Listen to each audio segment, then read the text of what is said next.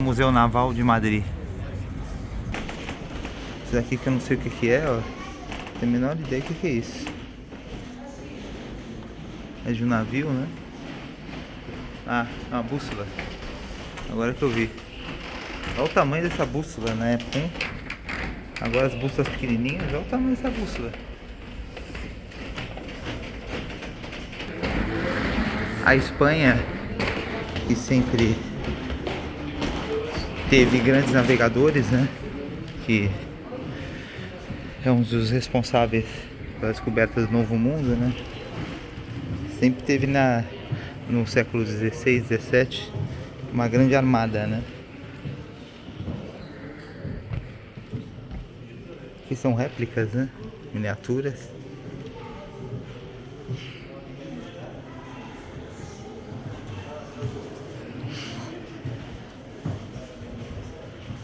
Que é uma das figuras, né? Que ajudaram ao desenvolvimento naval da Espanha, né? As navegações das Américas foram bancadas pelo rei de Castela, né? Ou pela rainha de Castilho e o rei Fernando também de Aragão, né? Isabel de Castilho e Fernando de Aragão, que bancaram, depois que derrotaram os mouros, né?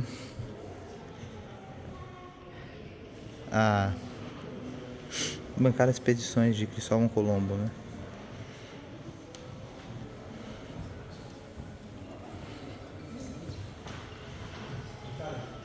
E logo depois também das descobertas, né? A chegada no Caribe, alguns anos depois, né?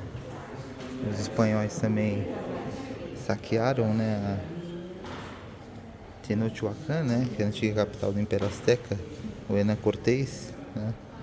Essa figura que chega no México, né? O Império Azteca era o império mais poderoso no México. E em pouco tempo, né? Metade da população morreu depois disso, devido às doenças que os espanhóis trouxeram, né? Aqui é um mapa, né?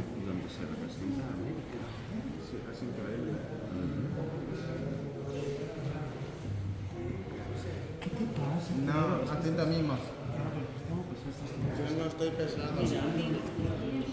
Aqui imagens que são pinturas, né? Demonstrando a chegada na América, né? Aí depois vem um acordo de Tordesilhas, né? Com a divisão, com Portugal, né? E Portugal, pelo que parece, já sabia, né? Que tinha territórios, né? Naquela região, né? Com certeza os espanhóis e portugueses não foram os primeiros a chegarem nas Américas, né? Américo Vespúcio também, o nome da América devido ao Américo Vespúcio, né? Aqui é uma expedição de 1492, né? É um quadro, né? Demonstrando essa expedição. Aqui mostra a chegada, né? A chegada não foi bem isso, né? Esse quadro de chegada foi bem agressiva, né? Principalmente com os impérios que tinham. Isso aqui é uma chegada de... Essa tribo indígena chegaram no Caribe, né? Demonstrando Cristóvão Colombo, né? Cristóvão Colombo, que na realidade a origem dele é muito contestada, né? Muitos falam que é um italiano, né? Não, muitos falam também que é espanhol, que é um português, né?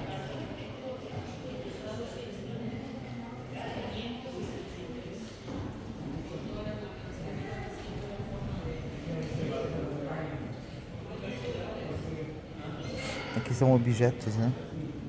Indígenas, né?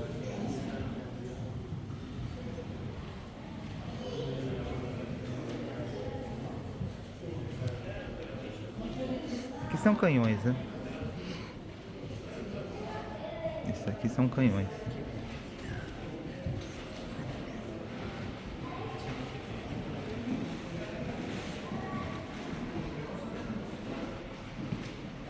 São canhões bem antigos.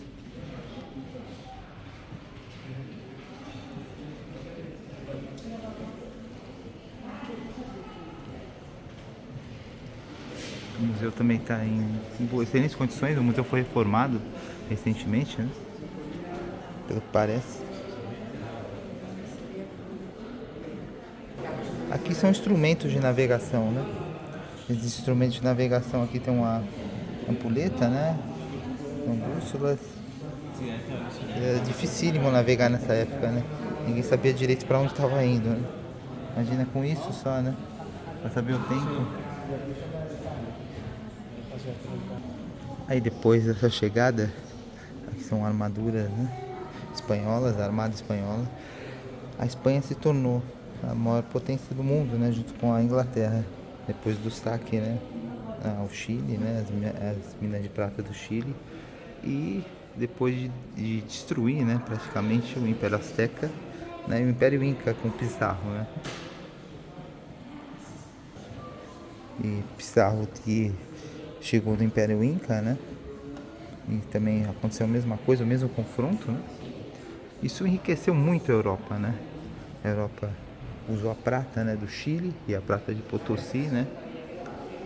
E se enriqueceu muito, né? Principalmente as potências da época, que era a Espanha, né? E a Inglaterra, né?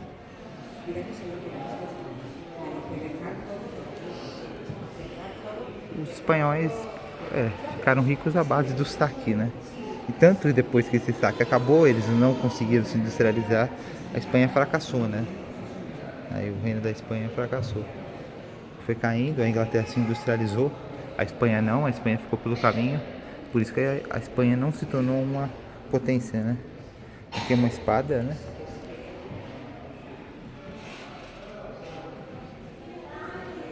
Olha o tamanho da espada.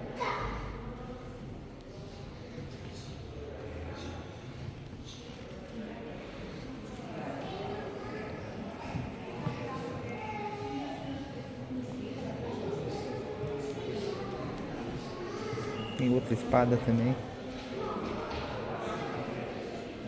Canhões, mais canhões, representando batalhas, né, navais.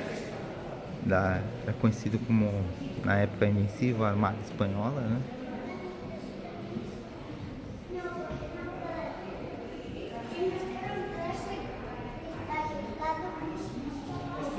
Aqui um globo, né?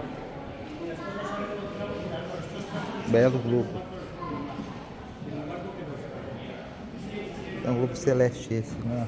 Esse aqui é um globo celeste. De 1693.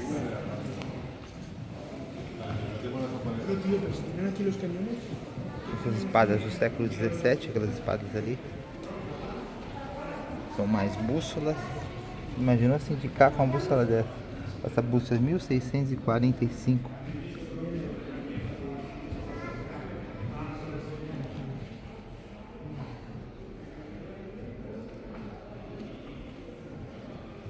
Agora é tudo mais fácil, né, com a tecnologia. Na época, realmente, para você sair pelos mares, né, ninguém queria fazer isso, né. Só uma pessoa ousada como Cristóvão Colombo, Vasco da Gama, né, Pedro Álvares Cabral, né, eles iam em busca da realidade de tesouros, né, de glórias, né. Esse negócio de caminho pela Índia, de encontrar várias rotas também.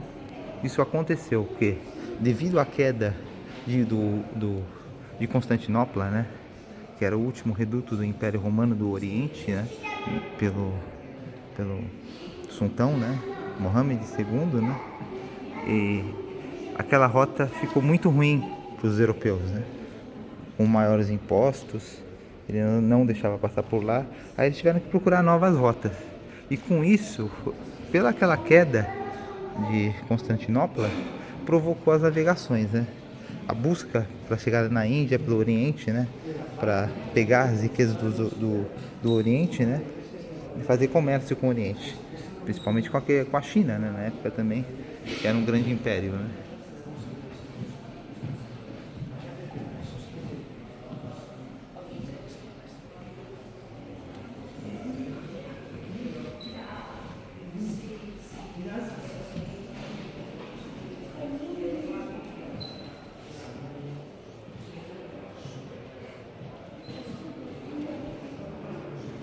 Aqui uma roupa, né? De Deixa eu ver de quando essa roupa é. E não diz, mas eu acho que deve ser do século XVII também.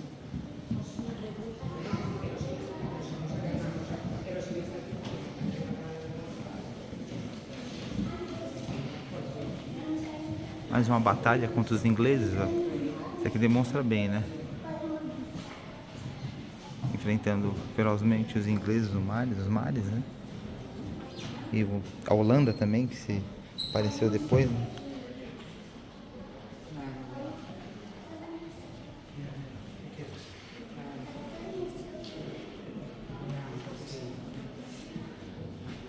E com as riquezas trazidas das Américas, enriqueceu todo mundo, né? Enriqueceu principalmente o mundo cristão, né? Se enriqueceu também os papas, né? Se enriqueceu todo mundo com o dinheiro, né? Das Américas, né?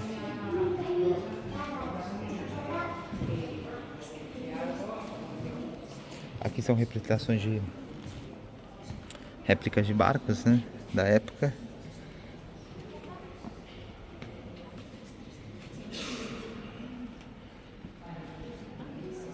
Mais canhões e mais réplicas. Essas réplicas aqui realmente são perfeitas, né? Eles não tem como colocar um navio original aqui, né? Não colocar as réplicas, até porque os navios originais, a maioria deles, não existem mais, né? Alguns ainda existem, né? Aqui é um maquinário antes da Revolução Industrial.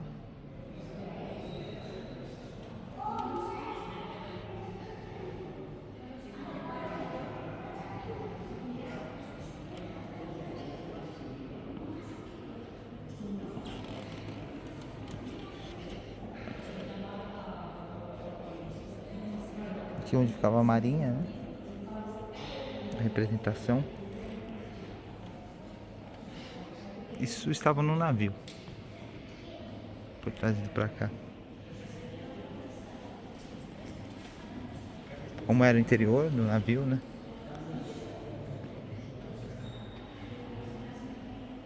Da embarcação, né?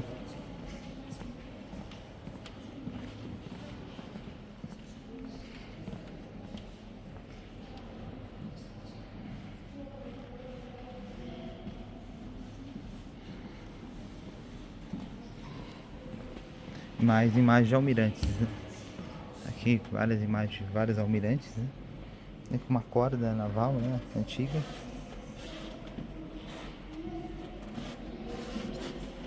Mais bússolas antigas.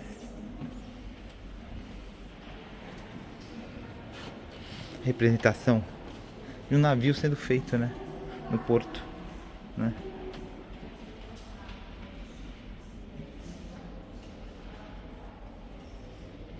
Eles colocaram almirantes, né? No quadro, né? Mas os almirantes não ficavam em volta da construção de um navio, né?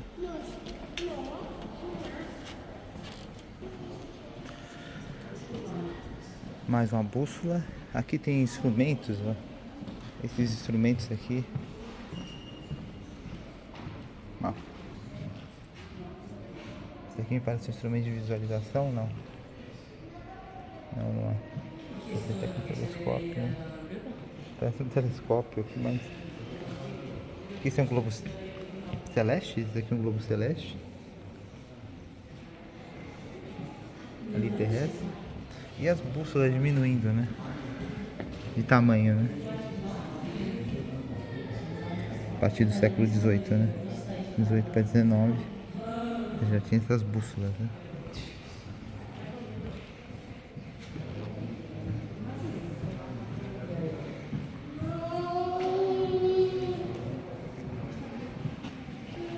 Mais instrumentos. E aqui é um mapa mundi, né? Por onde passaram, né? Os reinos, né? Lembrando que a Califórnia também pertencia à Espanha, né? Ela foi perdida na guerra, né? Com os Estados Unidos.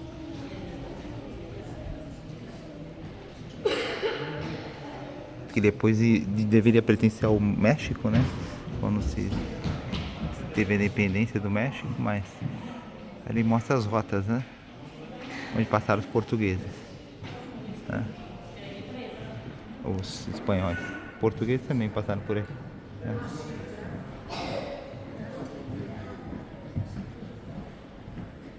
Aqui na Argentina, né? A cidade de Buenos Aires também, que foi projetada para ser uma grande prisão, né? Uma grande prisão espanhola, né?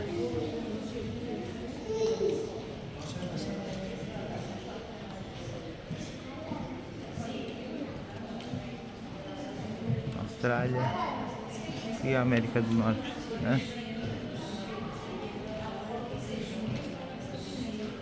Pedaço da América do Norte, né? Que eles colocam o brasão, né?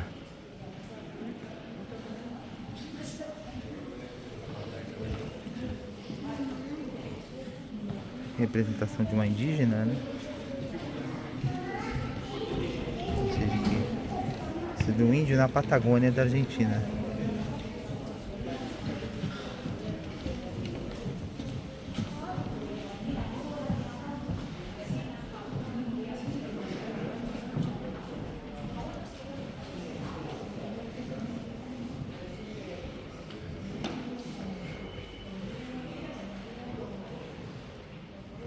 Uma mesa, essa mesa é realmente de mármore. Gente, olha que mesa bonita, né? Uma mesa dessa não vai se fazer nunca, né? Que mais almirantes, né? Como a Espanha era um país extremamente católico, né? Sempre tem representações, né? Do divino, né? De uma batalha, né? Representação de uma batalha.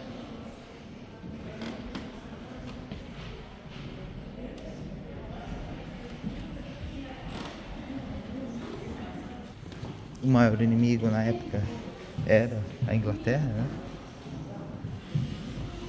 Depois também se tornou a França no século XIX, né? Com a França no final do... praticamente no final do Grande Império Espanhol, né? Na época que depois da Revolução Industrial a Espanha perdeu muito poder, né? Um país que não conseguiu se modernizar, né? Parou realmente no tempo. Aí vem Napoleão Bonaparte, né? E conquista facilmente a Espanha, né? Aí de lá pra cá, né? A Espanha, que nunca mais foi nem sombra do que foi, né? Ela vai se decaindo a cada ano, né? Perdendo agora até território, muitos territórios, né? Podendo se fragmentar, né? O país, né?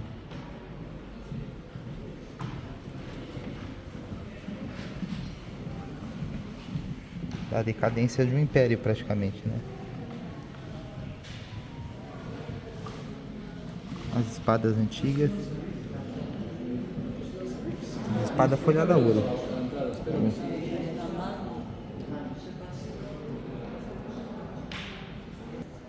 Que uma armadura, né?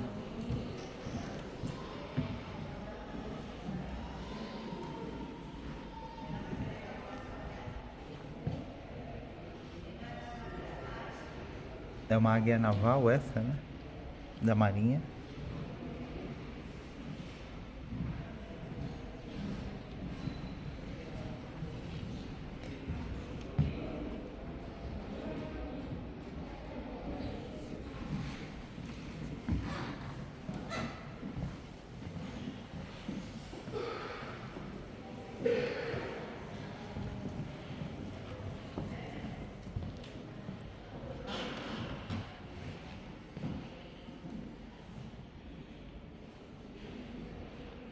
Essa daqui era a Colômbia, né? Que eles chamavam Grande Colômbia, né? Que tinha Venezuela e... tinha Venezuela, Suriname, tudo junto, né? Quem liberta as América, né? América Espanhola, né? É o Simão Bolívar, né? Que é o libertador, né?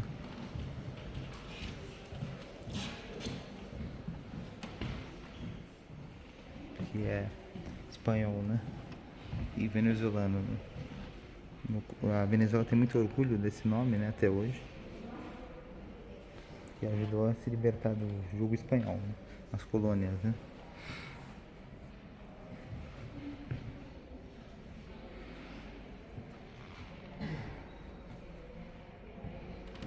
navegar não era muito fácil nessa época.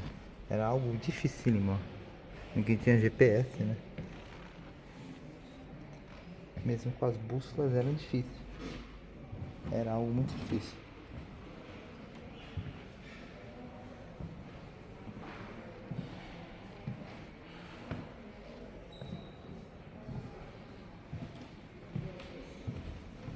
Que mais instrumentos de navegação?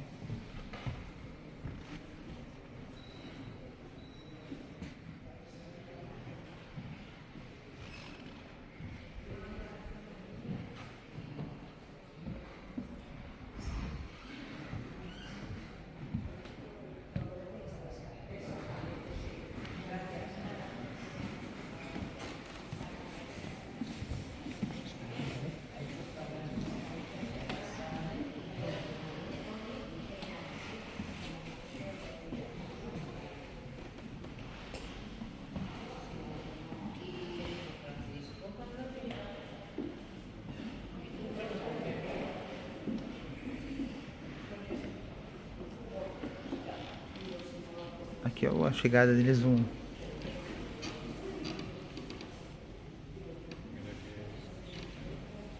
Lá foi uma representação de uma guerra.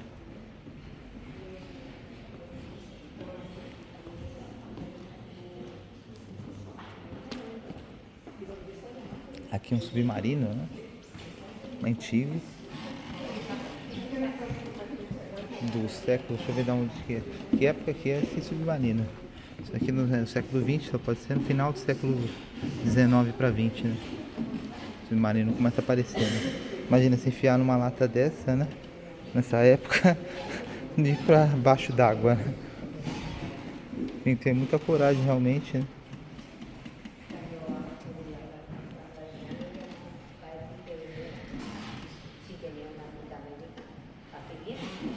Nessa época, no final do século, começo do século XX, a Espanha já não tinha mais importância, né, no cenário mundial, né? Já tinha completamente perdido a importância, né? Não era mais um império, né? Era uma nação parada no tempo, né?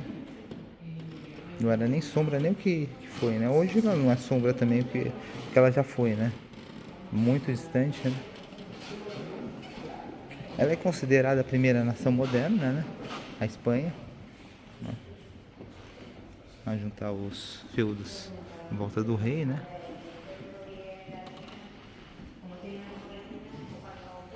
Com o rei realmente tendo muito poder, né?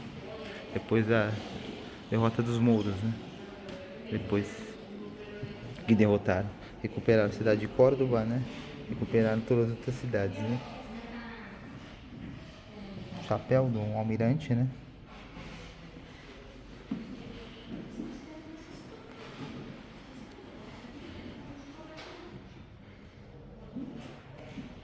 É a Maria Cristina essa, né? Rainha da Espanha.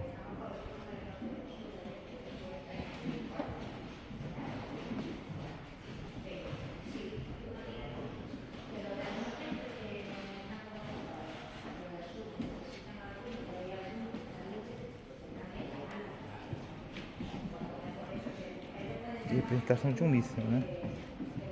Um torpedo, né?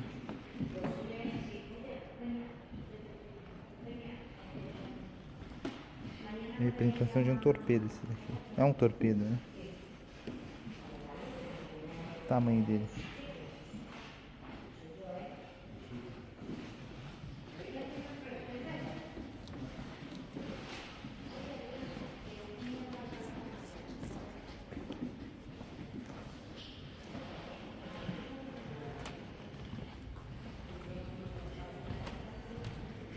Quem tem mais réplicas?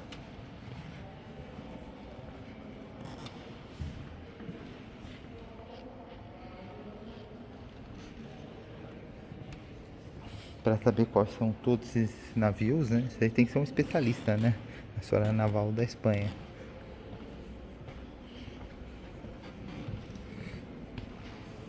Por isso que eu não tô dando detalhes, né?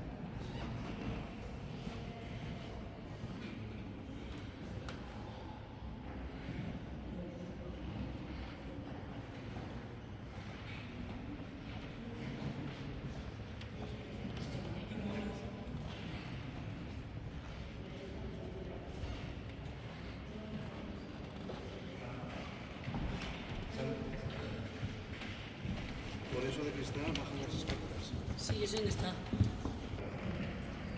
Representação dos marinheiros, né? Da Espanha, em miniatura.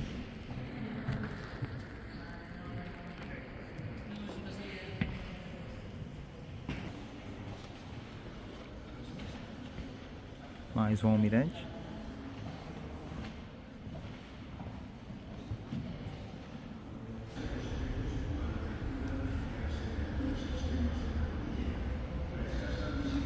Mais instrumentos. E um relógio. 1700. É um relógio astronômico esse, ó. De 1776.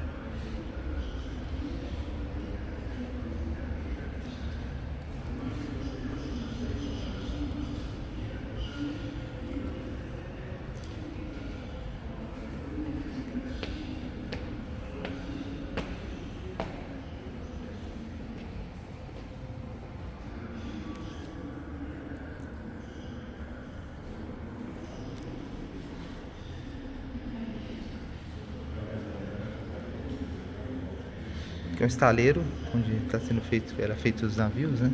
Representação de um estaleiro.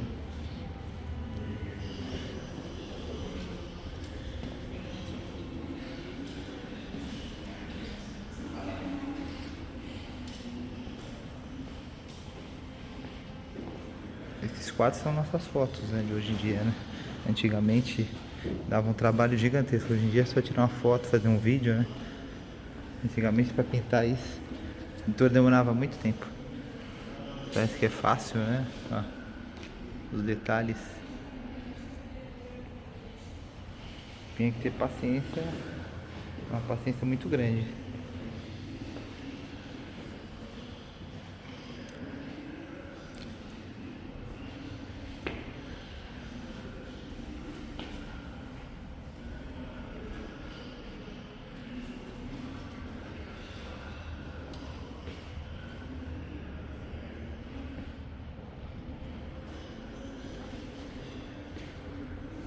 Está en los reinos del Perú.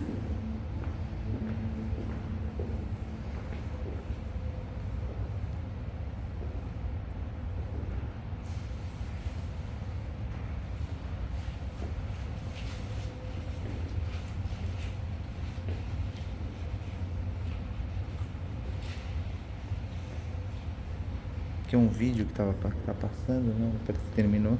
Ele começa de novo, né? Eles ficam apresentando toda hora esse vídeo.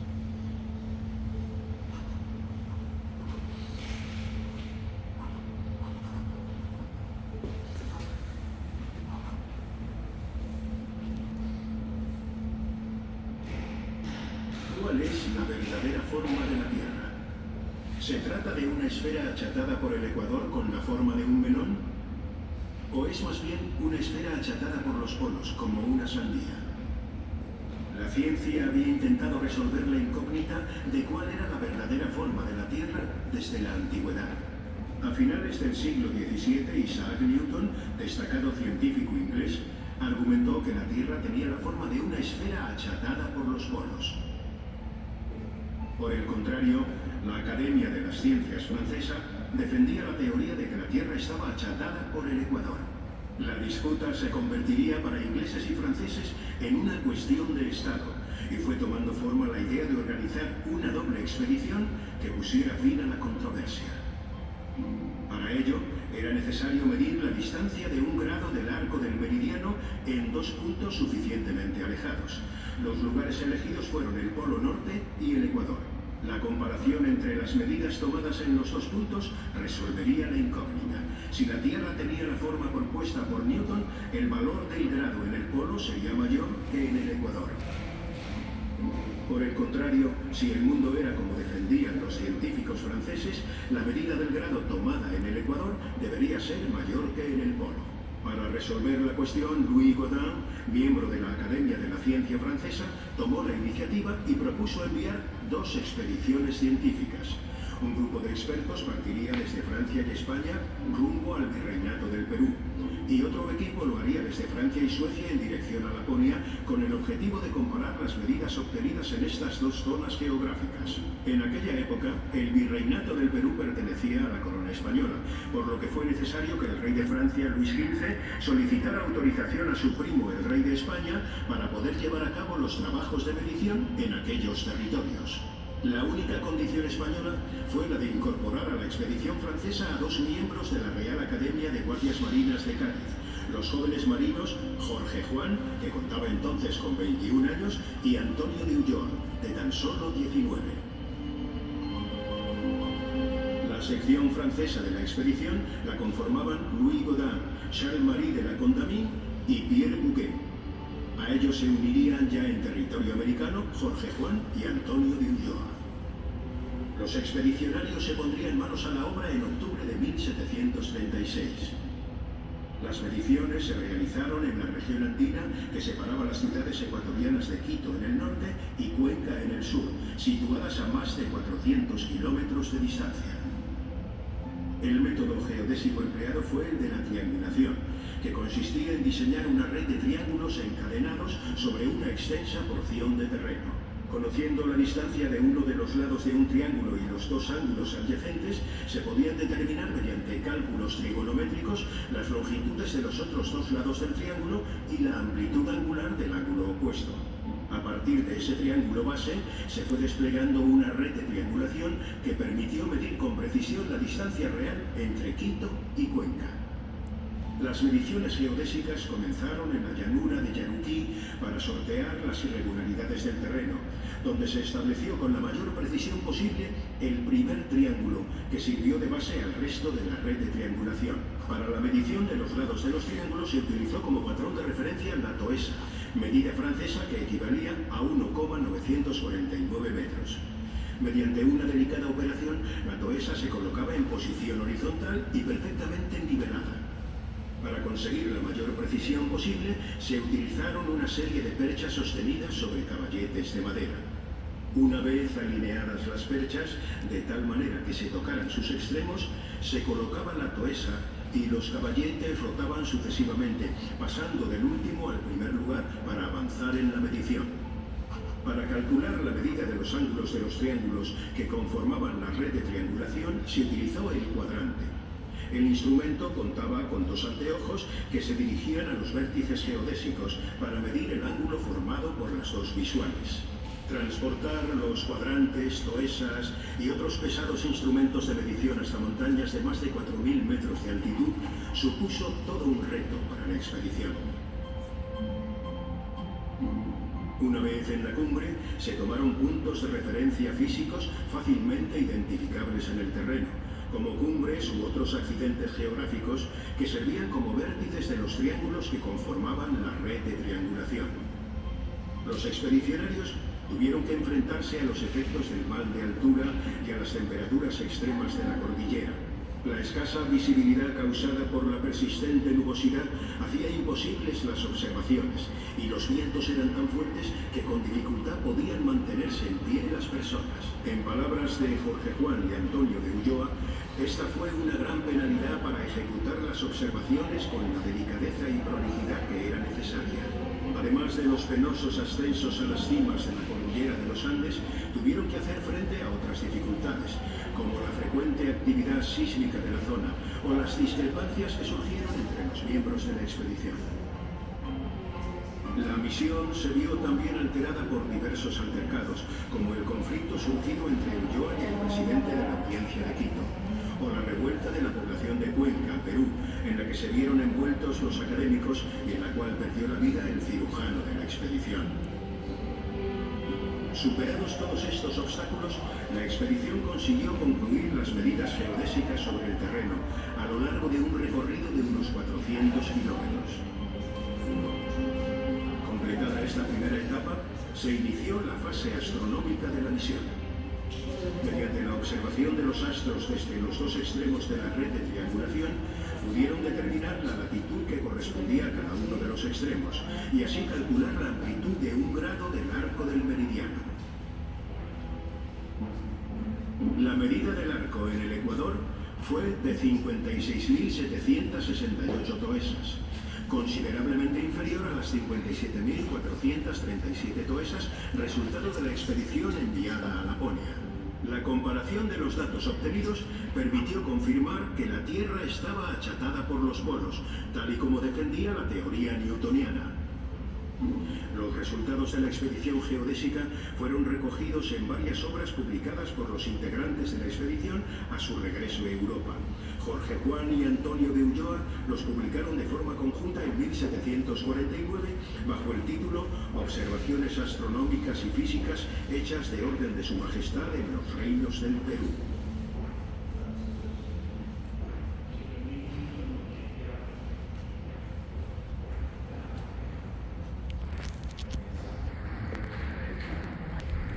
Foi esse o vídeo, né? Um vídeo muito interessante, né? Contando como eles fizeram a medição da curvatura da Terra, né?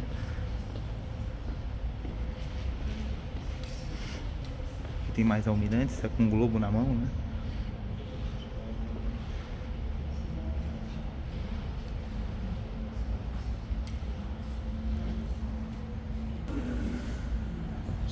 Esse vídeo devia passar em todos os lugares, né? Do mundo, né? Vocês entenderam bem, tá em espanhol, mas o espanhol é uma língua parecida com o português, é praticamente igual, né?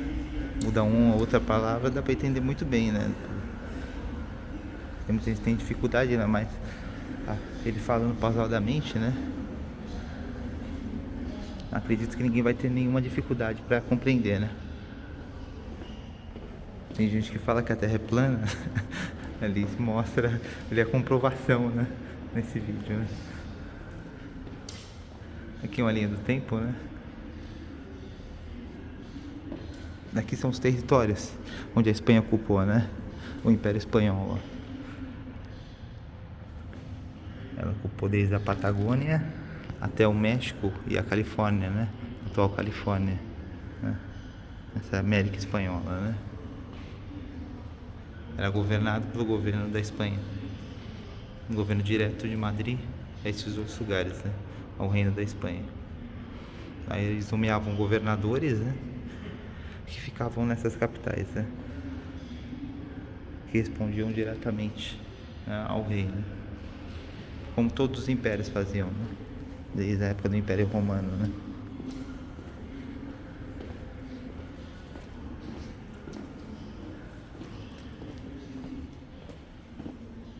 E é isso, né? Se vocês gostaram, né? Deixa o like, né? Se inscreve no canal, deixa os comentários, né? Porque realmente dá trabalho, né? Pra gravar esses vídeos, né? Tem alguns museus que não deixam, né? Gravar esses vídeos. E deixar nos comentários o que vocês acharam, né? Porque é muito importante o like também, né? Para que eu possa continuar mostrando, né? Indo nos museus de todo mundo, né? E mostrando, né? Para todos, né? Porque é grátis. O like e o se inscrever no canal é grátis, né? Aqui a representação de um avião, né? Outro avião. Aqui de embarcações mais modernas. Aqui um porta-aviões, né? Outro porta-aviões, né? A Espanha que não fabrica mais esses porta-aviões, nunca fabricou os porta-aviões, né? Apesar de ser uma das primeiras potências marítimas, né? Ela atualmente não fabrica, né?